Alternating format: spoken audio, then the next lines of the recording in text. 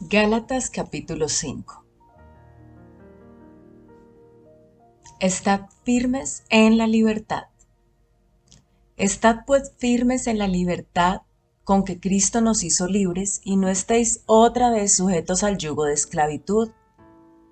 He aquí, yo, Pablo, os digo que si os circuncidáis, de nada os aprovechará Cristo. Y otra vez testifico a todo hombre que se circuncida, que está obligado a guardar toda la ley. De Cristo os desligasteis, los que por la ley os justificáis, de la gracia habéis caído. Nota: los gálatas deben hacer una selección crucial entre la ley y la gracia. Aquellos que opten por la justificación según la ley de la gracia han caído, porque es imposible escoger ambas cosas a la vez. En otras palabras, el poder efectivo de la gracia de Dios se hace inoperante en la vida de cualquiera que confíe en sus propios esfuerzos para recibir la salvación. Versículo 5. Pues nosotros por el Espíritu aguardamos por fe la esperanza de la justicia. Porque en Cristo Jesús ni la circuncisión vale algo, ni la incircuncisión, sino la fe que obra por el amor.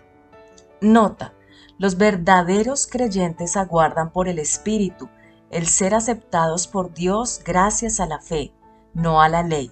La referencia alude al final de los tiempos, cuando Dios pronuncie su absolución final sobre los cristianos y estos experimenten las bendiciones de la eternidad. Véase Romanos 8:23. Versículo 7. Vosotros corríais bien. ¿Quién os estorbó para no obedecer a la verdad? Esta persuasión no procede de aquel que os llama. Un poco de levadura leuda toda la masa.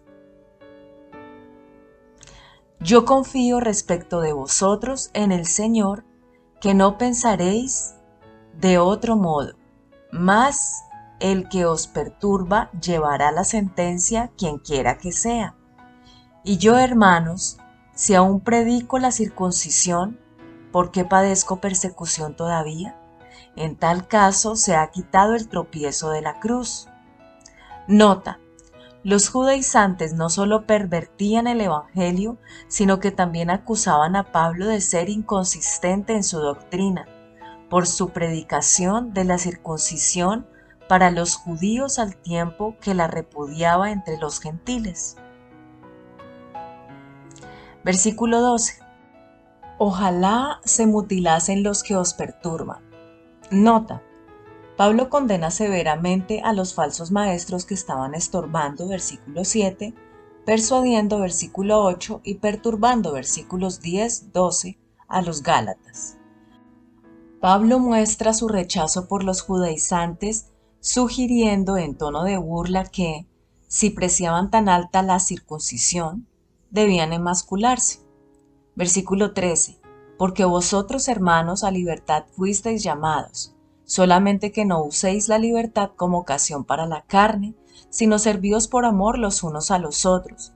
Porque toda la ley en esta sola palabra se cumple: amarás a tu prójimo como a ti mismo. Pero si os mordéis y os coméis unos a otros, mirad que también no os consumáis unos a otros. Nota: Pablo comienza su presentación de las cuestiones prácticas del Evangelio, exhortando a los gálatas a usar su libertad cristiana apropiadamente. Deben mantenerse firmes en ella, versículos 1 al 12, y guardarse de la violencia, versículos 13 al 15. La libertad no consiste en eliminar todas las trabas morales, sino en la libertad de servirse los unos a los otros. El Evangelio cambia la opresiva sumisión al legalismo por la más alta sumisión al amor. Las obras de la carne y el fruto del Espíritu. Versículo 16. Digo pues, andad en el Espíritu y no satisfagáis los deseos de la carne. Nota: la libertad puede degenerar en libertinaje, pero el Espíritu Santo nos capacita para vencer los deseos de la carne cuando nos sometemos permanentemente a su poder y dominio. Versículo 17. Porque el deseo de la carne es contra el espíritu y el del espíritu es contra la carne, y estos se oponen entre sí para que no hagáis lo que quisierais.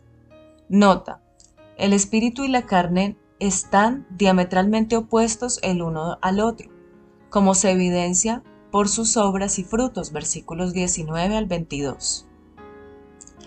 El resultado es un fiero e incesante conflicto dentro de los cristianos, en el que no pueden vencer confiados a sus propias fuerzas. Véase Romanos 7, 15 al 23. Versículo 18. Pero si sois guiados por el Espíritu, no estáis bajo la ley.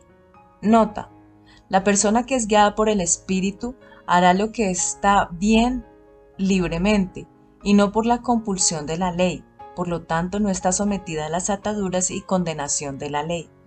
Versículo 19. Y manifiestas son las obras de la carne, que son: adulterio, fornicación, inmundicia, lascivia, idolatría, hechicerías, enemistades, pleitos, celos, iras, contiendas, disensiones, herejías, envidias, homicidios, borracheras, orgías y cosas semejantes a estas, acerca de las cuales os amonesto, como ya os lo he dicho antes, que los que practican tales cosas no heredarán el reino de Dios.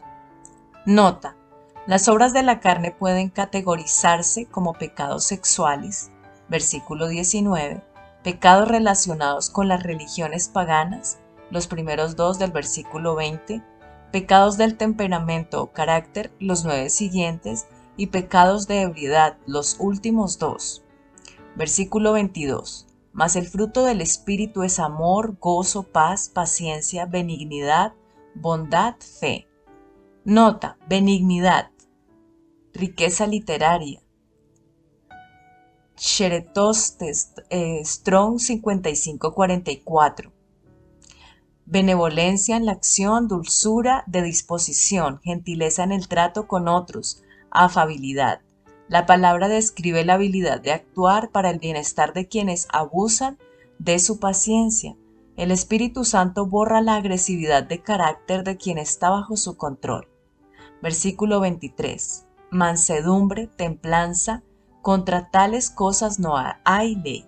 Nota: estas virtudes son caracterizadas como fruto, en contraste con las obras. Solo el Espíritu Santo puede producirlas y no los propios esfuerzos.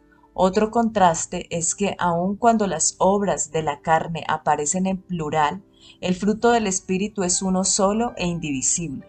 Cuando el Espíritu controla completamente la vida del creyente, produce este resultado. Las primeras 3 conciernen a nuestra actitud hacia Dios, la segunda tríada tiene que ver con nuestras relaciones sociales y el tercer grupo describe los principios que guían la conducta cristiana. Dinámica del reino. Un llamado al carácter, dones espirituales. Estar uno lleno con el Espíritu afecta tanto el carácter como también a la actividad carismática. Los frutos del Espíritu Santo han de crecer en todos los aspectos de nuestra vida, en la misma medida que sus dones se manifiestan a través de nosotros. 1 Corintios 14, 27, Judas 20, versículo 24. Pero los que son de Cristo han crucificado la carne con sus pasiones y deseos. Nota: Pablo habla del arrepentimiento en forma metafórica como una crucifixión de la vieja vida de pecado, el dejarla atrás de manera completa y definitiva. El tiempo verbal indica un acto definitivo que realizamos en nuestra conversión. Versículo 25. Si vivimos por el Espíritu, andemos también por el Espíritu. Nota: la palabra griega utilizada aquí para andar, andemos, significa literalmente andar junto a. No es lo mismo que el andar que aparece en el versículo 16, cuya forma griega se usa regularmente para designar la acción física de caminar. Andar en el Espíritu es andar siguiendo la ruta que Él ha abierto. Versículo 26. No nos hagamos vanagloriosos, irritándonos unos a otros, envidiándonos unos a otros.